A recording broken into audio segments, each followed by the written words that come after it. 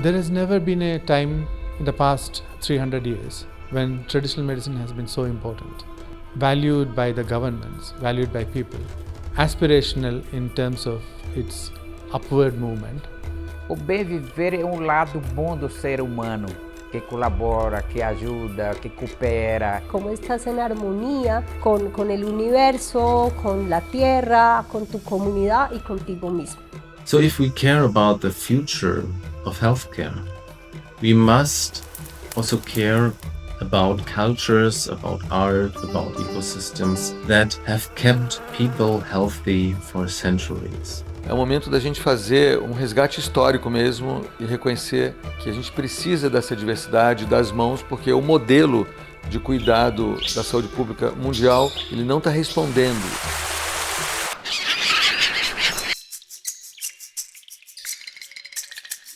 A grande notícia do ano é que o Congresso ele vem pela primeira vez para o Sul, para o Sul global. Para discutir entre mais de 170 países o futuro da medicina, o futuro da saúde, integrando as medicinas tradicionais, as medicinas complementares, junto com a medicina convencional. Então é uma oportunidade da gente escutar a voz do Sul pelos ouvidos do mundo.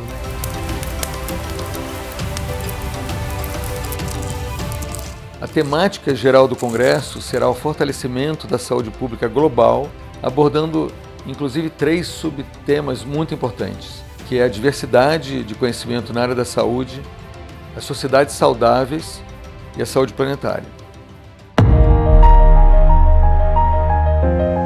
As an African woman, I grew up in a continent where healing is beyond the practice, a wisdom rooted in community, culture, and nature.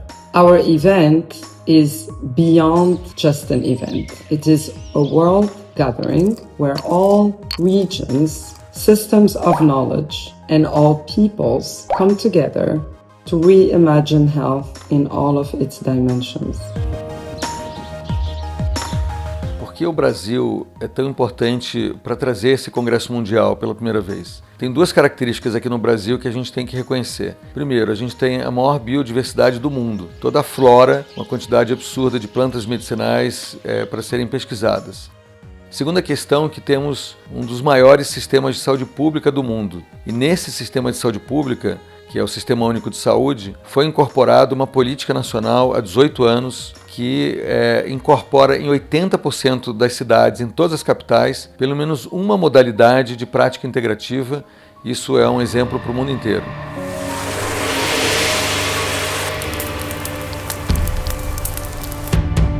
Brazil has been an example of the integration of complementary therapies within the national health system. We have a national health system that takes care of over 150 million people.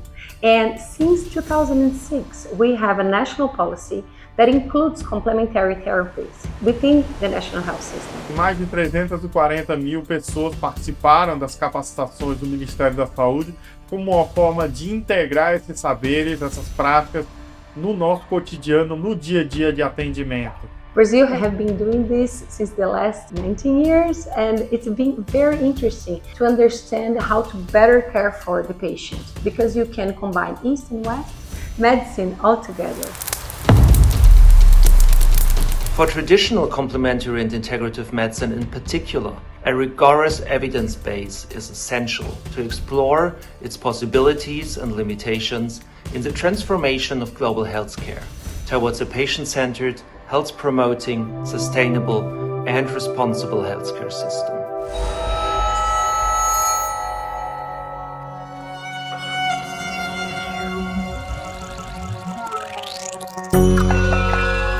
TCIM plays a vital role in our healthcare and well-being throughout the life course, from birth to end of life.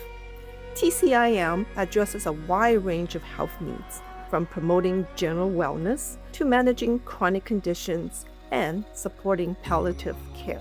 So, in the early developmental years, TCIM has been used for children's health to treat conditions such as allergies, respiratory diseases, headaches, gastrointestinal complaints, and in adolescents living with chronic illnesses such as IBS, juvenile arthritis, and mental health conditions.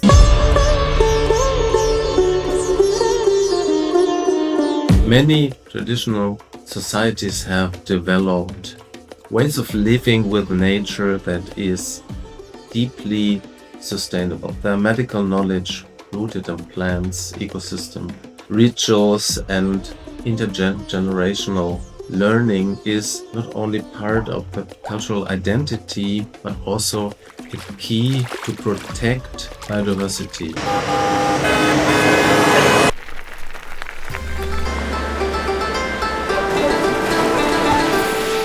A Organização Mundial da Saúde entende a saúde como um estado de bem-estar. É um estado que vai muito além da ausência de doenças, mas vai no sentido de um estado de completo bem-estar, que não é apenas físico, mas ele é também mental, social.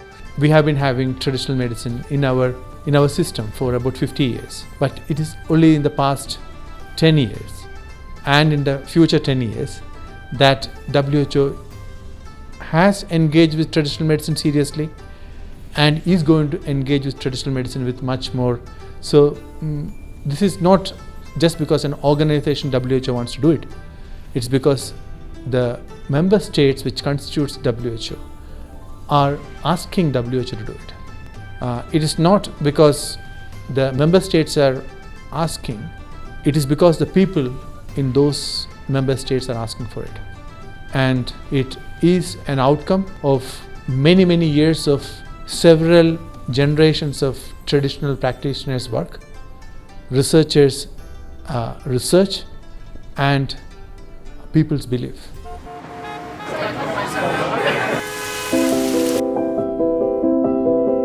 Numa cidade como São Paulo, a maior cidade do Brasil, é possível unir as chamadas medicinas tradicionais complementares integrativas no atendimento convencional. Hoje nós temos ao redor de 97% das nossas unidades básicas de saúde, UBSs, com a oferta dessas várias modalidades. A principal modalidade é a auriculoterapia. As práticas corporais da medicina tradicional chinesa, como o Tai Chi Pai Lin, o Lian Kun, presente em 50% das nossas UBSs, e outras modalidades também, como a meditação, a dança circular, e mais recentemente, nos últimos anos, a terapia comunitária integrativa e também a yoga.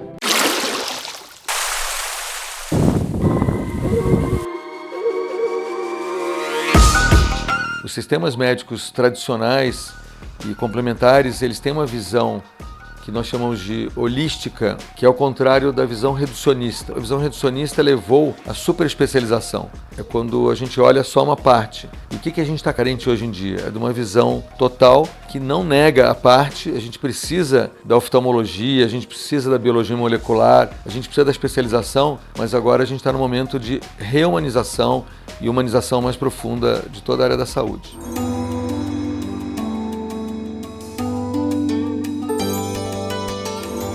A visão do ser humano como uma máquina que perde função e que precisa recuperar a função através de um medicamento ou uma intervenção cirúrgica ou uma peça que está quebrada e você substitui, ela limita uma série de outras dimensões do cuidado que não são sobre doença, são sobre saúde.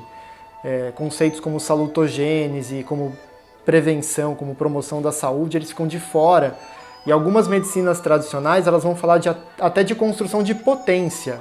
Potências humanas faziam parte dos sistemas de cuidado e de autocuidado desses povos originários. Isso se perdeu ao longo do tempo. Na cultura baniwa também a gente trabalha a parte da prevenção, desde processo de concepção até nascimento, crescimento, a vida inteira. Então a saúde é a parte mais importante e fundamental, que não é só remédios, mas a comida, o que escuta, o que aprende.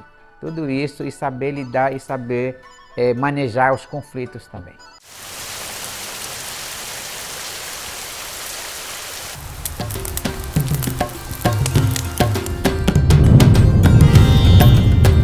Es este congreso hace una apuesta muy importante a cómo vamos a hablar de investigación, cómo vamos a entender la evidencia, entendiendo que evidencia no se puede limitar a solo estas formas de metodologías de investigación y que tampoco nos podemos limitar a solo estas prácticas en salud que hacen parte de las MTCI.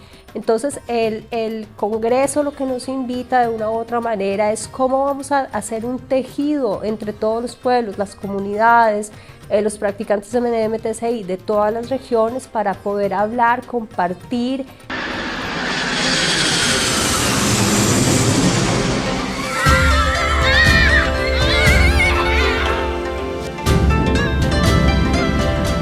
Está tratando então de um diálogo interepistêmico entre conhecimentos tradicionais e a ciência convencional. Talvez dessa união a gente possa ter os melhores benefícios para a saúde global. Traditional medicine is not an alternative, it is an essential part of a sustainable, healthy future.